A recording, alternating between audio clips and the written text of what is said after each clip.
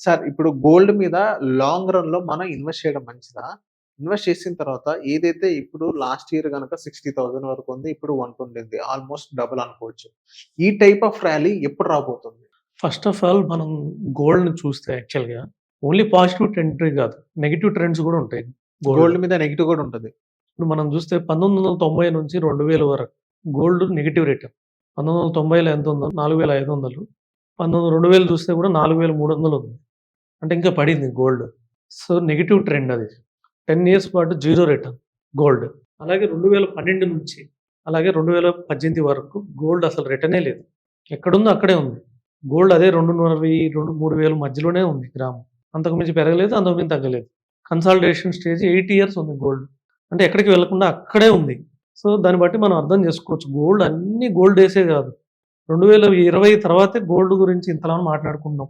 ఎందుకంటే అక్కడ బ్రేక్‌ఔట్ వచ్చింది. 40,000 నుంచి పెరుగుతా వచ్చింది. ఇప్పుడు దాకా 1,20,000 దాకొచ్చింది. 2020లో 40,000 ఉంటే ఇవాళ 1,20,000 3 రెట్లయింది. అంతకుముందు 10 ఏళ్ళు ఏం లేదు. అంతకుముందు నేను చెప్పినట్టు 95 నుంచి 2000 వరకు అసలు రిటర్నే లేదు. ఇంకా నెగెటివ్ రిటర్న్‌లో ఉంది గోల్డ్.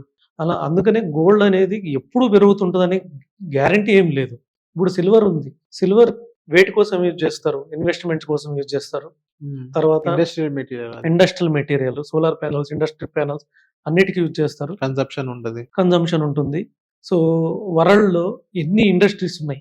చాలా కంట్రీస్ ఉన్నాయి గదా! కంట్రీస్ అన్నిటిలో ఏదో ఒక ఇండస్ట్రీ వస్తానే ఉంటుంది. అవునా గదా!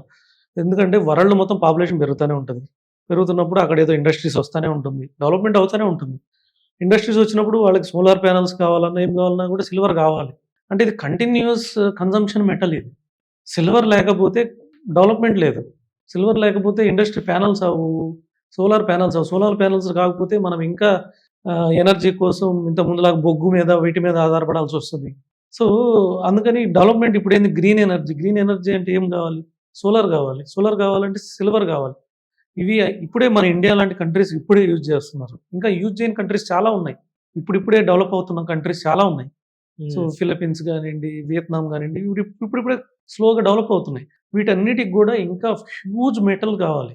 సిల్వర్, కాపర్, అల్యూమినియం ఇవి హ్యూజ్ గావాలి. జింక్. సో, ఇలాంటి మెటల్స్ ఎక్కువ గావాలి. గోల్డ్ అనేది ఏందంటే only it is for investment.